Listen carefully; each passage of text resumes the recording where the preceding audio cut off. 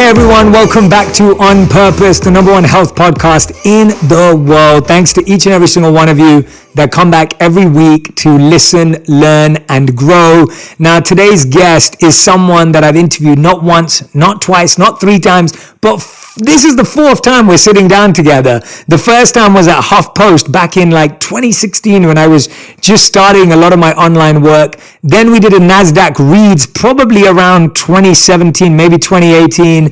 And then I got to sit down with him on the podcast. You've already loved him on the show just last year. I think it was just before the pandemic. And then now we are having our fourth ever interview. I'm talking about the one and only Ryan Holiday. Ryan Holiday is one of the world's best-selling living philosophers. His books like The Obstacle is the Way, Ego is the Enemy, The Daily Stoic have all reached #1 New York Times bestseller status, and Stillness is the Key appears in more than 40 languages, and all of his books have sold more than 4 million copies. Together, they've spent over 300 weeks on the bestseller lists. He lives outside Austin with his wife and 2 boys and a small herd of cows and donkeys and goats. And he also opened up his own bookstore, which I love, The Painted Porch, and sits on the historic Main Street in Bastrop, Texas. And his new book, The Courage is Calling, already a New York Times bestseller. If you haven't read it, I highly recommend that you go and grab it. Ryan, like you did for so many others, you opened up our minds and lives to the teachings of the Stoics, which I am eternally grateful for because I think you've brought so much wisdom through that we would have missed out on. And you also, in many ways, inspired me to think about how I could do something similar for Vedic philosophers and thoughts. So thank you from a personal level, a collective level, societal level for, I've seen you do a lot of activism work too, but Ryan, welcome back to the show. No, thanks for having me. And it's crazy. We do go way back. And I think both of us had somewhat circuitous journeys to where we are now. Like you interviewed me on 2 different shows before you had your own show. I did a bunch of stuff before I was a writer. To me, I in case people don't pick up on what that means, is like, just because you're not, like, very rarely does anyone just get to start, like, by having their own platform or putting out their own thing. And you have to take jobs or do things, you have to work your way there. And I think people who are in the middle of that, sometimes you don't know where it's going to end up. You can kind of lose faith. But I think in both of our cases, like, we put in the work, paid our dues, and we did get there. And I hope that's encouraging to people because it's amazing. It always takes longer than you think it should, but eventually you get there. Absolutely. Yeah, I remember talking to you about, like, you know, you started in marketing and, you know, you talk about your time at American Apparel. And then I also remember talking to you about how you're the Leonardo DiCaprio of writers, where you'd written all these amazing books that were epic and you were waiting for this, you know, the arbitrary idea of ranking on the list. And I think we were talking about that last time when we were messaging, and I was like, you know, Leonardo DiCaprio has been nominated for an Oscar 7 times and only won once, and that's pretty much the same as you. And it's just one of those amazing things that all your journey has brought you to this pace. And now when you look back at your beautiful portfolio of books, and I know that Courage is Calling is the part of a new set of 4 books, I really like that you started with that point, that we've known each other through a lot of different faces, a lot of different names, a lot of different banners.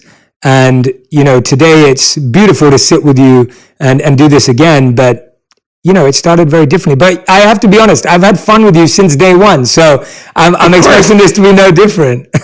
Well, you know, people talk about like 10,000 hours, right? That takes 10,000 hours to get to mastery. I think 2 things are easy to miss there. Number one, it's not 10,000 hours of terrible grinding labor. It should be fun. And I had a ton of fun along the way.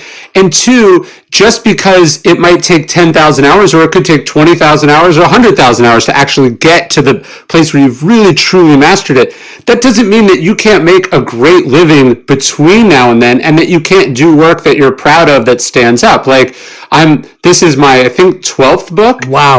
I'm proud of all the books in between, but the 12th book is only possible because of the 11th and the 10th and the 9th and the 8th. The idea should be that you're on this journey and that you're getting better as you go, even though you are not ideally where you want to be, but you're having fun along the way, as you said. Absolutely. And I wanted to start off somewhere before we dive into all the wisdom and the insight and the practices. I wanted to know, what does it feel like as an author during the pandemic to have opened your own bookstore called The Painted Porch? Like that, it seems like a really, it's like being an artist and then opening your own art gallery, right? And with other people's art in it as well as yours, of course. What does that feel like? Well, it was very exciting at first. Well, I think right around the time I saw you last, that was when I was thinking about doing it, and we'd sort of made some of the initial decisions to do it. And then I believe we'd hired our first employee in February of 2020. So it was all very exciting, and then it got very terrifying and very real and very overwhelming quickly because the whole world shut down. And I think we thought it would be a project that would take a year, and it took 2 years. And that was obviously more expensive than intended and scarier than intended. But it also was an opportunity to take it slow, to do it right, to really think about why we were doing it and how we wanted to do it. And then it gave us a whole other sense of what the meaning of it was, right? So, you're thinking, hey, bookstores are important because it's a place people go. You can be around other people. You can talk about things. And then when we were looking at a world where that was not possible, you suddenly realize what those things mean to you, and you don't take them so much for granted anymore. So it was a very trying and challenging experience, to be sure, but the upside was that it made the rewards of it so far, much more compelling and meaningful, I think. Yeah, I love that. It's wonderful. It's wonderful hearing that, you've got through and you've figured it out, and I'm sure it's been harder than it needed to be, but it sounds wonderful, and I hope I get a visit. So I really look forward to actually going there. I've never been able to go to a bookstore and say my friend owns this and he's a writer. It's cool. So I really look forward. No, books are such an amazing thing. Like if you think about what a book is, right? Like a book is 10 years or a lifetime of work and understanding bound between two covers for like $20. Like it's this incredible piece of technology that's, now endured for thousands of years that books have been so important in my life. Obviously there's different businesses I would open if what I was interested in is making more money. A bookstore in 2021, let alone during a pandemic, is not the best. But I think I have a podcast too, and there's something amazing about reaching millions of people at scale digitally throughout the world. But there is also something special about holding things and having a space. And so my wife and I were just thinking, like, we've been so blessed. We've got to do so many cool things. What is something that could be fun, could also be a business opportunity, but, I think improve the community in which we live. And that's kind of what I've just been thinking about more lately, is like, not everything has to be like, how do I reach as many people as possible? It can also be like, how do you really reach the smaller amount of people that you are reaching? Yeah, I can agree with you more. For me as well, it's always been about scale and depth. And it's like, you have scale, but how can you go deep with that scale? But then also, how can you scale down and take people even on a more meaningful and deeper journey, more personally? And I was able to do that even digitally during the pandemic. A lot of me and my private coaching clients, people that I work with one-on-one, we started this like small meditation communities for them and their families or them and their friends on Zoom. And I'm used to teaching, meditation on Instagram Live to, hundreds of thousands or millions of people after people watch it on the replay. And to actually just sit on a Zoom with just 10 faces every single week. Yes. Was beautiful. Like it's been some of the most meaningful work I've ever done, and you're spot on. So I get that. Now I want to start. I've got so many questions to ask you, Ryan. And we've just been chatting. So I need to actually everyone's going to be like, what do you guys do? Joe's just having a conversation, which is partly what I'm doing. But I want to find out, you introduced Stoicism to the world in a huge way, massively, really brought it out beyond where I think it had been, at least from my knowledge, at least for me, definitely. And I wanted to understand, can you tell us the story of how you discovered Stoicism and how that first moment made you feel and why you felt compelled to share it with the rest of the world. I think a lot of what we're doing, you and I are doing, is sort of paying it forward, right? Somebody introduced you to the ideas and they hit you, and you had this amazing sort of life-changing transformation because of that. And then there's this kind of moment where you go, could I do that for someone else? And then we were talking about scale earlier. How could I do that like even better? How could I do that how could I take what I experienced and not just do it to the people that I physically interact with, but millions of people? So I was in college and I went to this conference in West Hollywood, and the speaker was Dr. Drew from HLN and from Loveline. Now he has a wonderful podcast as well. And he was speaking, and I had grown up listening to Loveline. And so I remember at that age, whenever I would meet smart people that I admired or that I had some, random circumstances to meet, I'd be like, what books do you recommend? Because I was just thinking there's so many books out in the world. How do you know which ones to read? And I was thinking if I just read the ones that really smart people that I admire have read, I'll be like skipping all the stuff that, it'll be like it's like getting, notes from people ahead of you. And so, I asked him, and he told me he was reading the writings of Epictetus, who is this, Roman slave. And I went back to my hotel room and I bought Epictetus and I bought Marcus Aurelius because I'd seen the movie Gladiator. And these two books arrived and they hit me. I read Marcus Aurelius first. Actually, here, let me grab. This is my now 15-year-old copy of Meditations. I've had to retape the cover on because I've read it so many times. But you read Meditations and it hit me. It hit me like a million bricks. I mean, in the first line of Meditations, he says, and this is like he says, when you awake in the morning, tell yourself the people I will deal with today will be meddling, ungrateful, arrogant, dishonest, jealous, and surly. And he says, they are like this because they can't tell good from evil. But he goes, but they can't implicate me in ugliness, nor can I feel angry at my relative or hate him. We were born to work together like feet and hands and eyes. To feel anger at someone, to turn your back on him, these are obstructions. And I just remember being hit by that, going like, the Emperor of Rome wrote this? Like, he just wrote a note to himself about how frustrating and annoying people are going to be, but that he couldn't let this change him or make him angry, and that he had this obligation to work together with them. And I remember I was taking philosophy classes at the time, but it was nothing like this. Like when you read Aristotle, I mean, there's definitely good parts in it, but you're also like, what is he talking about, right? Like he's explaining the universe or something. He's not saying like, this is how you deal with a jerk in traffic, or, this is how you deal with your obnoxious roommate, right? Like, I just love that Marcus Aurelius was being so real and so practical, but at the same time, trying to be great, like trying to be decent and good and patient.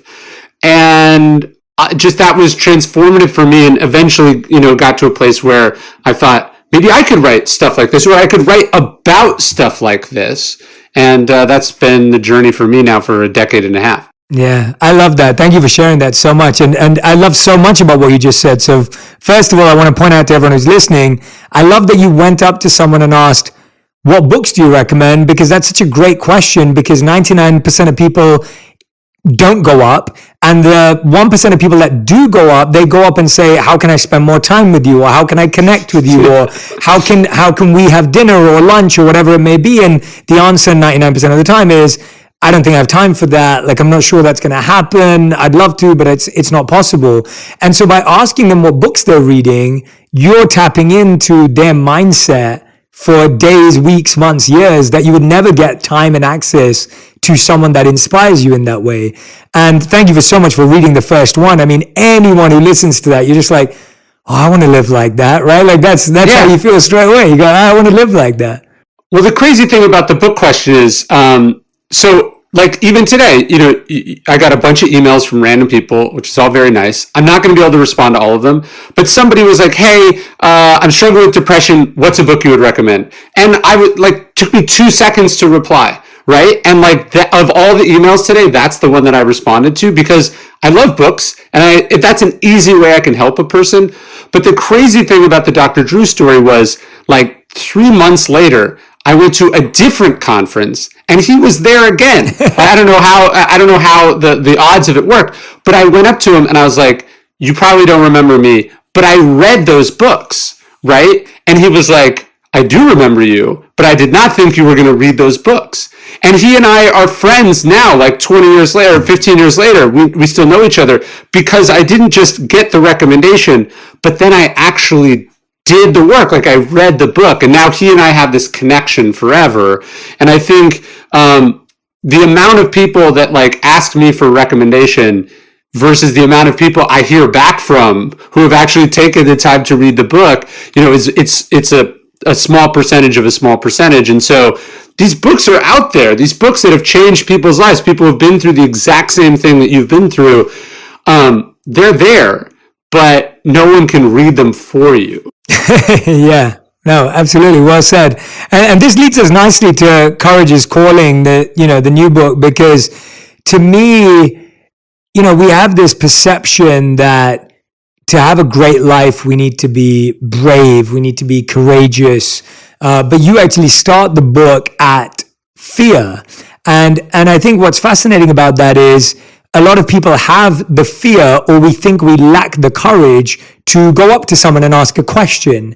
Then we fear taking the step of ordering the books because we're thinking, oh, well, when will I get time to read them? And they're just going to become a doorstopper, and then maybe I'll feel worse about myself. Or maybe we get beyond that and we order them and then we fear reading them. We go, oh no, well, that may need me to change, or that may need me to shift, Sure. or I may have to give up some luxury or some comfort that I'm used to.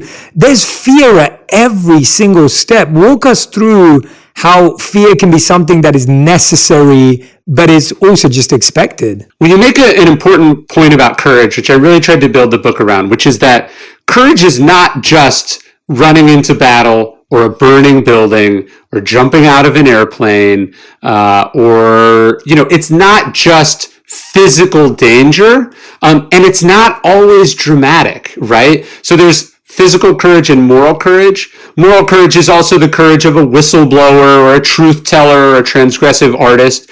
But it's also just the courage to like walk up and talk to a stranger. There's also this really small day-to-day courage. It's not always this dramatic, glorious thing. And I think you're right. Like a lot of really basic things in our life come down to a failure of courage. Even you think about people who are afraid to try something, not because they're afraid of failing, which they probably are, but also just afraid of success, right? Like afraid of what changes would be demanded or what it would mean to then have to wrestle with this thing. And so it's not that we don't know what we should do. It's that we have a million reasons why we shouldn't do it, right? That's what fear is. Fear is the thing that gets in the way, what Stephen Pressfield calls the resistance between, what we can be and where we are. So it's not that courageous people do not feel those fears. It's that they push past them, right? The things we want in life are on the other side of that fear. Like all good things in life require courage. I would imagine there's very little that anyone listening could think of in their own life that they're proud of that did not require some triumph over fear. Certainly everything that I'm proud of in my life was something that I had to push myself out of my comfort zone to get.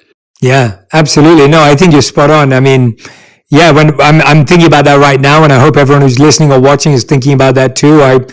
I can't think of, I can barely think of anything, if anything at all. And so, that aligns very strongly. And I like, in the book, there's the part that you wrote that says, and there has never ever been a time when the average opinion of faceless, unaccountable strangers should be valued over our own judgment. And I love that because I think we're living at a time when faceless, unaccountable strangers dictate everything in our lives, whether it's a comment, whether it's a DM, whether it's a message, an email.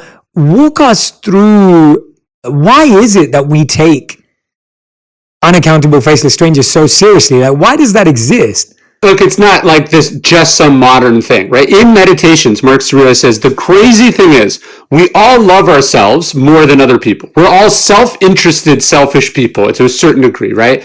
And he says, and yet we value other people's opinions more than our own, right? You see this sweatshirt you like and you buy it, and then someone's like, what's that? And you're like, oh, you don't like it? I shouldn't like, like, or you spend on the other end of the spectrum, you spend 2 years writing a book, and then you go, but did the critics accept me? Did the publisher like it? You can even find yourself, is it any good? And it's like, who is this person to decide that it's any good? You're the one, this is why you do what you do.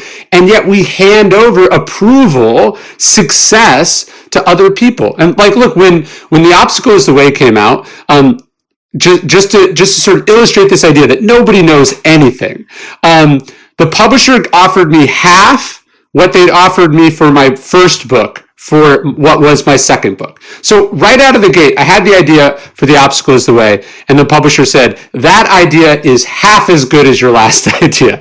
They did not believe in it. Look, they believed in it enough to purchase it, but they did not have high hopes. A close friend of mine, I found out later, predicted that it would sell 5,000 copies, right? It came out. It didn't hit the bestseller list the week it came out. It sold like maybe 30,000 copies in the first 6 months, maybe 60,000 in the first year. Did not hit a bestseller list for the first 5 years of its existence. And then ultimately has gone on to sell, about 1.5 million copies. So the success of that book, if I was judging it based on what other people said, would have been a failure, would have been a disappointment, would have been mediocre at best. But what I knew is that it was, one, something that was really important to me. Two, I knew it was something that, because it had been so important to me, that with time it would resonate with people. And then three, it was pleasurable and exciting and rewarding for me to do. And so kind of everything beyond that was extra. And I moved on to other projects and let it do what it did. So the fact that it's now had all this success is a wonderful bonus on top. But that wasn't why I did it. Because if that was what had been motivating me from the beginning, I never would have done it, because it would have been killed the second the offer came back from the publisher and they said, and that is how it works in life. People are often worried about somebody stealing their idea.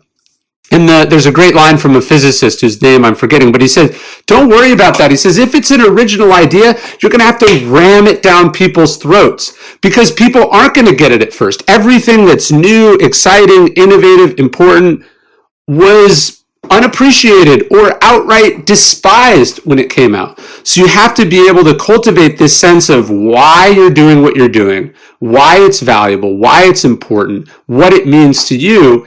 And you have to get to a place where you're a little bit indifferent, which is a Stoic term, meaning that if people love it, great. If they hate it, that's okay too, but you have your own sense of it. And that's what allows you to sort of ignore both of those things. Yeah, no, that indifference I find so fascinating, because when you first hear it, it sounds like there's no fun. And it sounds like there's no joy, but actually when you live it, it's liberating. And I find that there's something really fascinating. I remember first coming across that when I was around probably like 20 years old. I was the president of a youth organization back in London. And I took on this role at about 18 years old. I was given it. I didn't audition for it. I didn't apply for it. I was given it. And for 2 years, my life was hell, because everything I did was massively criticized because it wasn't as good as the previous president. And I knew nothing about leadership. I mean, leadership is a really big, complex, conscious, thoughtful thing. I was 18, didn't know anything. Anyway, for 2 years, everything I did was criticized. It was ridiculed. It was compared. And I started to feel really bad about myself. But the one thing I held on to was that everyone's criticizing me for my management, but not for who I am. And I held on to that very closely. I was like, okay, I'm a bad manager. I'm a bad leader. I'll take that all day. No one's saying I'm a bad person. I'm going to hold on to that. And then something really fascinating happened, that we had a fundraiser when I was about 20 years old. And that fundraiser, I like outperformed, where I raised lots of money for this really important foundation and all this. And all of a sudden, the same people were like, oh my God, Jay, you're like the best thing in the world and you're incredible. And it was that day that I promised myself that I would remain indifferent. And I promised myself, I remember still now at 21, promising myself, going, I am not going to let the opinions of other people make me feel good or bad. And that doesn't stop me from feeling joy, because I get to feel good for myself when I feel like I've done something, right? Does that feel right? Yeah, totally. It's kind of similar to in meditation, right? You have these thoughts and you realize you don't have to identify with the thoughts. They can just exist, right? Like a cloud exists and it's there in your view, and then it drifts off and you don't really know what happens to it, right? And I think this is where we want to get with success as well as criticism or failure or worse, right? Like being attacked undeservedly. Mark Aurelius talks about being able to accept success without arrogance and let the rest go with indifference. And I think if you can get to a place where you're not identifying with the love or the mistreatment, you're just like, here's who I am. Here's the intention, the motivation that I know I'm acting on, and that I know that's coming from a good place. And so whether they're saying, Jay, you're amazing, or they're saying, Jay, you're awful, you're screwing this up, you suck, you're just like, I'm going to do what I have to do as long as I'm able to do it, and I'm not going to identify either way. And I think people sort of nod their head along with this. It's easy to identify with the success on the way up, but then what happens to those people is what happens when you inevitably screw up, run into bad luck or whatever. You think about an athlete. If an athlete is identifying with the hot streak that they're on, well, statistically, that's just not going to last, right? And so you have to understand that you're going to lose, that you're going to miss, you're going to screw up. And if you're in a place where you identify with those external results, you're really, really vulnerable, and you're going to be really unhappy, especially in those dark moments. Yeah. So Ryan, then what do we do with fear? If everyone's listening or watching, they're going through the fears that we know that they are. What do we do with fear? I feel like it's we're almost scared of the emotion in and of itself, and then we panic. Well, the Stoics obviously believe in the power of reason, right? And a lot of fear, you could say, is unreasonable, right? Like you think about failure, right? Let's say you're putting out a book, I'm putting out a book, and you're like, what if it doesn't do well? Right? And you're sort of scared of this. What the Stoics would say is, what if that happens? Like, what does it actually mean? Right? Not like, oh, this vague, unpleasant thing, but what does that look like? Well, you already got paid for it. You already did the thing, right? Like, actually, it failing is nothing. It doesn't matter at all, right? Like, it's not what you would choose, but you're not going to end up under a bridge. They're not going to tar and feather you or something, right? Like, there's no consequences. And so this is a really important thing. I remember when I was dropping out of college, I was so scared about it. And I was so convinced that I shouldn't do it because I was afraid of what might happen.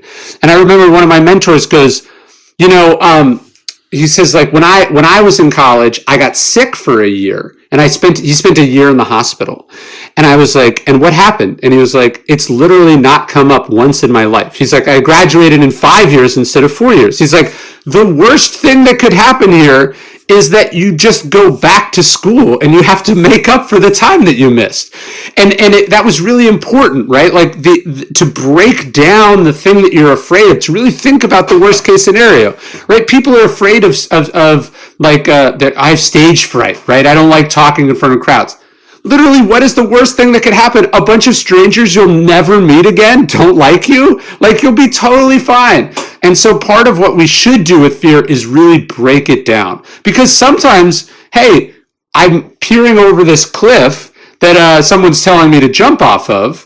Maybe that's a really bad idea, right? Sometimes you use the power of reason and it reminds you, oh, this is a bad idea. I can't afford to lose this. Yeah. But most of the time, we break those fears down and then we're better able to manage that fear because we have a rational understanding of it instead of this sort of irrational, emotional understanding of it. Yeah, and it's incredible once you break through that fear, how now you're looking at it and you're like, I can't believe I was ever scared of that, right? Isn't that just such a fascinating trick of the mind that as soon as you break something that felt insurmountable, now when you've overcome it, you're almost laughing at yourself. Like, how was that the thing that held me back? Well, so each time you do something that you were afraid of, you push through, you have more confidence, right? You have dropping out of college made it easier for me to then leave my corporate life later to become a writer, right? Because it was like, oh, I could just go get another job, or I could get the same job again, right? Yeah. And so you not only get a certain amount of confidence from it,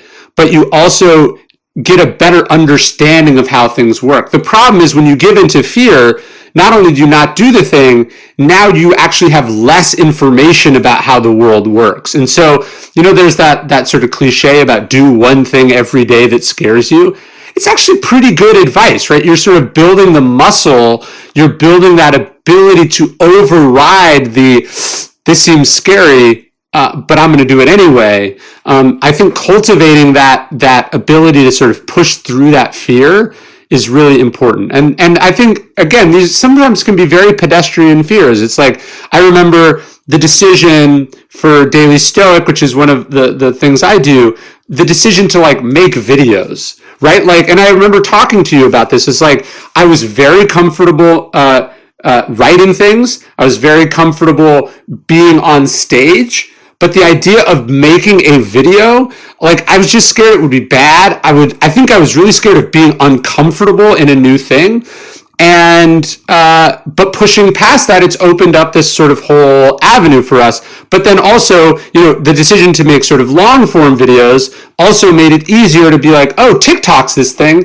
Now I can, what you're cultivating is the ability to be comfortable being uncomfortable, and knowing that you'll figure it out and eventually get comfortable again. Yeah, and what I find so fascinating about what you just said, Ryan, is that even when we make big leaps or we break through or we find courage, it's so easy to get comfortable again.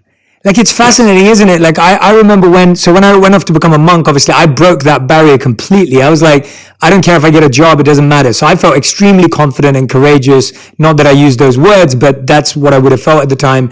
And then when I left being a monk, it was a tough time, but again, that was a tough decision. So that built more courage and confidence. Then I found a job, but as soon as I got into a job, I remember leaving that job. I mean, I left it within 2 years, but it's like, there was a moment that comfort started to feel really safe, and comfort is really alluring. It's really mesmerizing. And I find that comfort really convinces you that this is it, settle for this, it's safer, it's better, it's happier.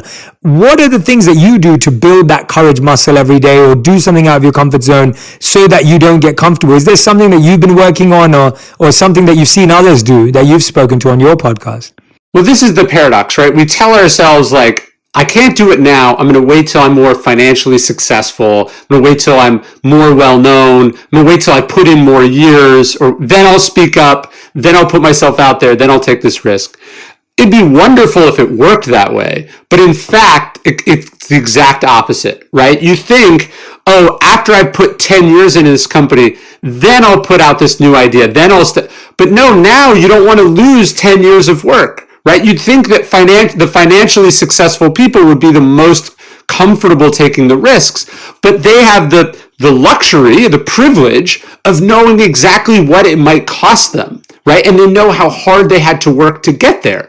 And so this is why people are afraid to be politically active. This is why people are afraid to voice unpopular opinions. I'm sure you and I both know people with platforms that have really strong opinions about things that are happening in the world, but they just don't want to get involved because they know how hard it was to get where they are, and they don't want to lose that. And so you do have to cultivate, again, to go to this kind of indifference. Look, it's wonderful to have the audience. It's wonderful to have the fancy stuff, but you didn't, I say this to people who sometimes get mad about things I say. They're like, how could you say that? Didn't you understand you would, make me angry or whatever? And I go, look, I didn't cultivate this platform to not say what I think, right? The job is not having the platform. The job is not this or that. The job is doing the thing, right? Is the speaking the truth, saying what needs to be said, speaking to what I think is important. And so we can really lie to ourselves. We can tell ourselves later, I'm going to do this, right? We say, oh, I need to make some money first, and then I'm going to, write that screenplay or do that thing or whatever.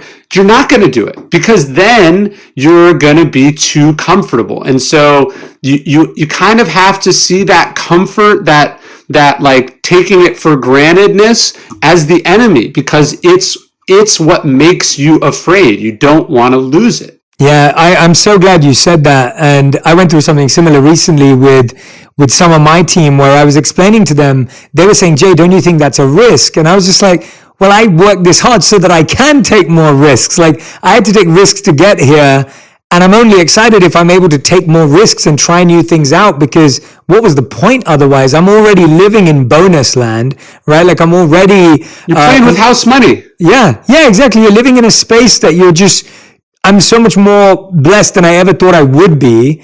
And so with that, I feel comes a bit more responsibility, comes a bit more desire for risk. And I'm not just talking about risk for personal growth. I mean to try things that I think are beneficial, or to help others, to serve, or do things that may be unexpected of me, because I understand how that leads to more impact or service. Yeah, there's a great story about Lyndon Johnson when he proposes passing the civil rights legislation. And one of his aides says, maybe you should wait till after re-election. They say this could be bad. It's going to be risky politically. And he says, what the hell is the presidency for? Right? And it's important to realize that literally the most powerful man in the world was struggling with, and that's how seductive it is. You get all the way to the top of whatever it is that you're doing. And then there's reasons, right, that you shouldn't do X, Y, or Z. And at a certain point, you have to say to yourself, what was the point of all of this if I'm not going to do what I care about, what I like, what I love, what I think needs to be done? And that's really what courage is about. The courage to say, I'm not going to think about those consequences. I'm going to do it because it is the right thing to do, come whatever may. And there's no question that things I've written, things I've said, things I've done have cost me a certain number of followers, let's say, which ultimately can translate financially. But I'm proud of what I said. I'm proud of what I put out. I can look myself in the mirror. And one of the questions I ask myself, and I'd be curious if you think about this too, as someone who didn't create the things that I write about, like, Stoicism is this way of thinking that's existed now for 2,500 or so years. And I happen to be a well-known sort of representative of that idea, but it's not mine. And so the thing I tell myself is, or the test I have is, am I being a good steward of that philosophy? Yes. And so if I'm afraid to, it would be the same thing for the presidency. You don't own the presidency. You're just the guy or woman sitting in that chair right now. And the question is, are you being a good steward of the office, of the occupation, of the opportunity, or are you just protecting what's good for you in the moment? And so I think about, is this the right thing to do or talk about, not is this going to win me the most friends? Yes. Yeah, absolutely. Yeah, no. And I think I ask a very similar question. Like, for me, it's, it is servitorship. It is figuring out, like, to what degree. And a big part of that for me has always been, if I see other people helping the world, how do I view them? And it was really interesting. I was sitting with my team recently, and like, I think I've always been a fan of yours, and you've known that from day one. But it's like, for me, when I see other people who I believed are positively impacting people's minds, I want to collaborate, connect, do more together, because I feel like we need more of that. And I was speaking to my team recently because I was talking about collaborating with someone, and they were saying, well, Jay, maybe they see it as competition. And I was just like, well, why would I compete with someone who has the same goal as me, it seems? And I think that's how I try and measure where my intention is, because often, if I get lost in that hierarchy myself, that's when you start to recognize that your intention isn't as pure as you think it is. Well, this is another thing I think requires a certain amount of courage as far as one's worldview. What you're talking about is deciding not to see the world as a zero-sum place, right? So some people go through the world and they're like, this is about my career, this is about my success, this is about my family, right? This is about my business. And there's no question that attitude, because it's so singularly focused, can make you very successful.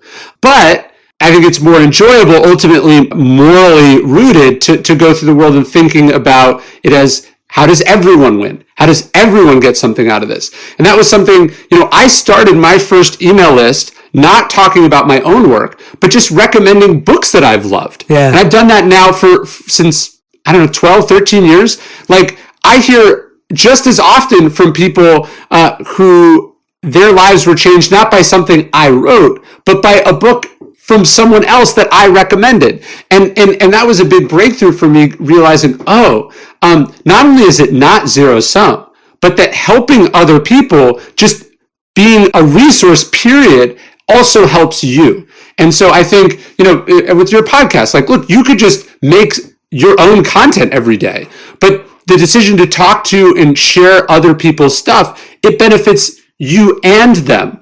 And I think the more secure one can be in themselves, the more helpful they can be to other people, and then ultimately the more impact everyone can have together. Yeah, absolutely. I love that, because I was sharing with someone recently. I was like, and I feel this is what you've done with the Stoics and what you were sharing from Marcus Aurelius, but for me, I've just always been fascinated by studying people's lives, always been fascinated by studying. And I love studying people and mindsets and decisions and choices. And I was thinking that we all have to look at people, and we all have two choices. You either study people or you envy people. Those are the only practically two choices you have. If you don't deeply study, there will be some comparison, some envy, some criticism, some sort of unhealthy trait that comes out. And if you study someone, then you appreciate, you admire, you honor. And I know that in my life, I would rather live with admiration, honor, appreciation of others than the other stuff. And so I naturally gravitate towards, how can I study someone's life? And when I see you studying the Stoics, that's what you're doing. You're studying their life, sharing your study and your notes with us. And to me, it's almost like thinking, that person just sold their house on our street for X amount of money. Oh my gosh, that house is not worth that much. It doesn't look that good. You're not realizing that the whole value of the street just went up because of that house. And I think that's what people don't recognize, that collective good is always better than individual success. Yeah, there's a great joke I heard that envy is the only sin that isn't any fun. Yes. Right? Like, sex is fun. Even overeating is fun, right? Most of the deadly sins are at least fun while you're doing them. Yeah. Envy sucks. No one is having less fun than the person who is being eaten up with envy and jealousy. Yeah. And so the decision, and it does have to be a decision, because I think there's probably some evolutionary reasons why we feel envy. The decision to say, like, I'm just going to be happy for people. I'm going to help other people. I'm going to help other people and not ask for anything in return. I'm just going to try to put good stuff out in the world. I'm going to try to use my assets to help other people. And I hope other people do the same, but I'm not going to be pissed off when that doesn't happen. That's a real lifestyle choice. Yeah. And I've tried both. And the other one is just, it's not fun. And it doesn't get you what you want, being bitter, being resentful, being closed off or selfish. It's not fun. Totally. And according to your line of thought, which I like, is that if there's an evolutionary purpose of envy, one of them potentially could be to lead us to study, right? To study what we envy. Like that's something that could, I have no idea. That's not a factual thought. It's just an idea that I'm having, that, like envy would make you go, oh, well, let me deeply look at that. Let me understand how that person got there. Let me actually lead to study through that, right? So it can be healthy and useful. Let's look at the trade-offs, right? I think oftentimes too, the person that you're jealous of, if you had to go, but is it actually fun to be them, right? Like, I think oftentimes we'll look at something that someone has and we'll want that thing, so we'll be jealous of them, but we don't understand that it's impossible to separate that thing from all the other parts of them. And so it may well be that it's a bad bargain, right? And that the reason you don't have it is that you understand that those other trade-offs they made aren't worth it, or perhaps they're impossible for you. And so I think just really understanding like what you want, what you have, that's another big part of it. The Stoics talk about like how jealous you would be of yourself if you didn't have those things, right? Yeah. Or how sad you would be if they went away. And so instead of being jealous of other people, just step back and try to practice some gratitude for what you have. These are all ways, I think, of getting to a happier place. Yeah, for sure. I wonder from you, what is something currently that, there are two questions here. I'm going to ask both of them now and then you can take them. What is the thing that you've been in the last 12 months fearing the most? What has been a fear that you've been tackling with? And then second question to follow that up with is, what do you think is personally the most courageous thing that you've done recently? And it doesn't have to be huge, right? Like that's the point. I think I have easier time answering the first one than the second one, but I have two young kids. And so when you go through something like this pandemic, what you're really forced to grapple with, and this is a big Stoic concept, is like just how much is out of your control, right? Like, you care about these people, this thing more than anything in the world. And yet you don't control it, right? They're running around, they're outside. And so I think one of the things I've really had to grapple with over the last 18 months is anxiety, worry, right? A certain amount of powerlessness, a certain amount of frustration with just that we're in this mess as a society or as a planet. And so I think, when we talk about parenting, I don't think we talk about courage enough. Right. So first off, just to be a woman who brings a child into the world is an insanely courageous thing to do. If you just think about look, women die in childbirth all the time, and yet women get pregnant all the time. Like, I think we've gotten so used to it, or perhaps we just don't think about what an insanely courageous act it is. But then to be a parent in this sort of crazy, messed up world, I think about all the parents that I know. I just try to think about all the parents in the world that have had to endure this, insane, disruptive life event that has challenged us in so many different ways. It's been a journey. And I think when we think about what Stoicism is, or we think about what Buddhism is, or any of these philosophical schools, they were designed precisely for these kinds of events. Like the ancient world was, people talk about things going back to normal. This is normal. This is what life was in the ancient world. This is what life was like in our grandparents' lives. And we were just really, really spoiled for a long time. And now we're having to wrestle with, hey, the world doesn't really care about you or your plans. And you're going to have to figure out how to accommodate yourself to those things and manage to be happy and productive and, not a wreck inside of them. Yeah. And do you genuinely believe, and pandemic aside, of course, because that's a huge thing that obviously affected everyone on the planet, but do you genuinely believe that a disruption of plans has led to better plans, results, ideas, innovation, inventions? Look, no one would say like, hey, in America, 750,000 people have died, that this is a blessing in disguise, right? That would be offensive. But we add on top of the tragedy by refusing to change or be changed by what's happened, right? So I don't know about you, but this was an enormous forced lifestyle experiment. We had to reimagine a lot of things. We probably wouldn't be doing this remotely, if it weren't for the pandemic. There's things that you're talking about, those meditation groups that you made. There's things you've created as a result of the constraints of what was happening in the world that are on net positives for you. And that's certainly been the case for me. It's forced me to reimagine, rework a lot of what I sort of took for granted previously. I think coming out of the pandemic, I'm not going to travel nearly as much, not for safety reasons, but just realizing, I've been going a mile a minute for 30 odd years of my life, and I was aware of what I was getting out of it, but I was less aware of what it was costing me or what it was preventing me from doing.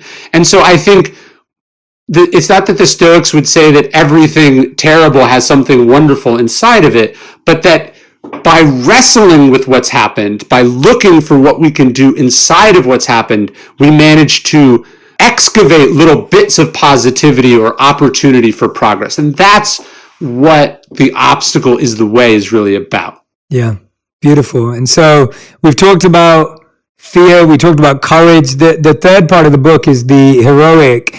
And I find this, and I love that it's obviously towards the end, but I found this fascinating because I think everything in society makes us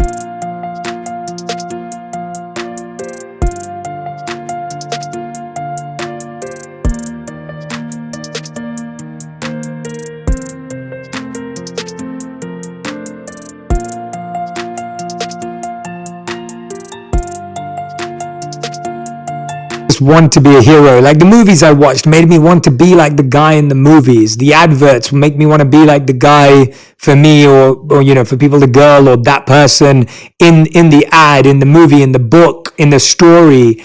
But you define what it means to be a hero morally and physically. I want you to break that down for us. Like, how do you introduce this and how did the Stoics think about this? So if we think of courage as the triumph over fear, maybe what we're saying is that heroic is something beyond even that. So in the book, I'm talking about Michael Jordan's decision to leave basketball to play baseball. That's an immensely courageous thing because it's risky. People are critical of it. He has no idea if he can go from being the best in the world at one sport to starting at the bottom of another sport. Now, that was a courageous thing to do. But I contrast that with Maya Moore's decision, equally dominant in the WNBA, to walk away from basketball to free a man wrongly convicted in prison, right? So she's not just doing something courageous, she's doing something heroic because the primary beneficiary of what's happened is not her, right? So heroism, to me, or the heroic, is when we do something courageous that's well beyond our self-interest or perhaps very much at odds with our self-interest, right? When we talk about the courage to start a business, what we're talking about is pushing past doubts or risk or whatever. But what about the courage to leave a successful business to start a nonprofit, right? You're not putting yourself in physical danger, but you're putting your interests behind the interests of other people. And that's a very scary, difficult thing to do. And it's heroic because by putting others above us, we're actually elevating all of us. And so I wanted to look at that because I'm really, really, really inspired by that. And that ultimately is what I think we need more of in the world. Obviously, we need courageous entrepreneurs, but we need people who are willing to do something beyond just trying to make something for themselves. Yeah, I deeply appreciate that definition. Thank you for sharing with us, because to me, that journey from courage to being heroic, that is that purpose, that service, that extension of oneself for others. And ultimately, I can agree with you more. I genuinely believe that purpose, I was speaking to a friend recently, I was saying how, a dream without service is incomplete. Like the idea is you can only build a dream so far with the desire for it to all be about yourself. And then it doesn't even do it for you anymore. And I feel like, but you've paved a really good path, because also you can't just jump to being heroic, because there are certain skills and muscles and things that you develop on the way by building courage first. Like there are certain tools and tricks and tips and things that you pick up along the way that make it more powerful to be heroic after. Well, one of the things I was inspired by, it's just something I read in a small news story many years ago, was the decision, I think maybe 10 years ago, that CVS just decides they're going to stop selling cigarettes. Now, this is bad for CVS. This is bad for the shareholders of CVS, but it's obviously good for the world, right? And as they find, overall cigarette consumption goes down across the entire country because people are just like, it's harder to get cigarettes. They just smoke less, right? And so, obviously, we love ambition, we love creativity, we love people who are trying to be successful. But there is something beyond that. I think we saw it during the pandemic, the people who showed up every day for work, even though it must have been scary and terrifying for them, but they knew that other people were depending on them, that where would we be without those kind of people? And so, obviously the pandemic revealed some selfishness and indifference and all sorts of awful parts of our modern society, but it also revealed, I think, some of the best of our society. And I wanted to celebrate this idea of yes, pushing through fear is important, but why are you doing it, right? Who are you doing it for? That really, really matters. Yeah. I think that's beautiful, man. Ryan, this has been such a wonderful conversation. I highly recommend everyone, if you haven't read Ryan's work, I would go and buy every single book, and I'm not kidding. They not only look beautiful, but they are beautiful. And, obstacle is the way is just fantastic. Ego is the enemy. Stillness is the key we talked about last time. And this one, Courage is Calling, is what we've been talking about today. Ryan, we end every interview with the final 5. You've done this before. These are the fast 5. So every question needs to be answered in 1 word to 1 sentence maximum. You are the writer, so you can help me define what 1 sentence counts as. Like, how many words are in a good sentence, Ryan? As many or as few as there should be.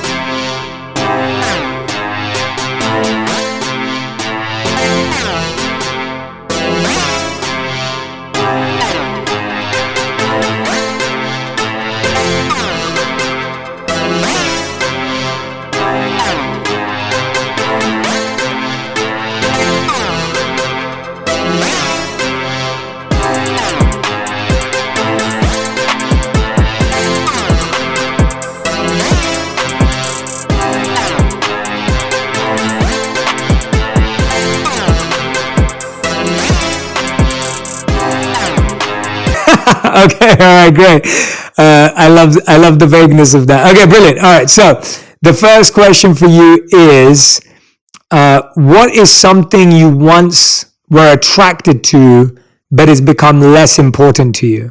I think money, certainly money. I think money represented something to me early in my life, and the more you get of it, the more you realize that it really doesn't mean anything, and there's less to do with it than you think there is.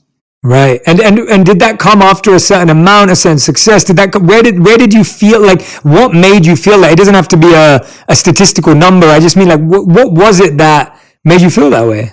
I don't know if there was a specific number, but I remember I had a conversation with Tim Ferriss once, and he was like, "What do you do with your money?" He's like, I was like, "What do you mean?" He's like, "Do you have a speedboat? Do you invest it? What do you?" And I was like, "It just goes in the bank, right? Like, I don't know." And he was like, "So it's not important to you, really?" And I was like, "Yeah, I guess not." He was like, his point was, if you don't need the money, just make sure that you're not saying yes to things that you don't really want to do to get more money if you don't really want the money. And that was very helpful to me. Yeah, I love that. Okay.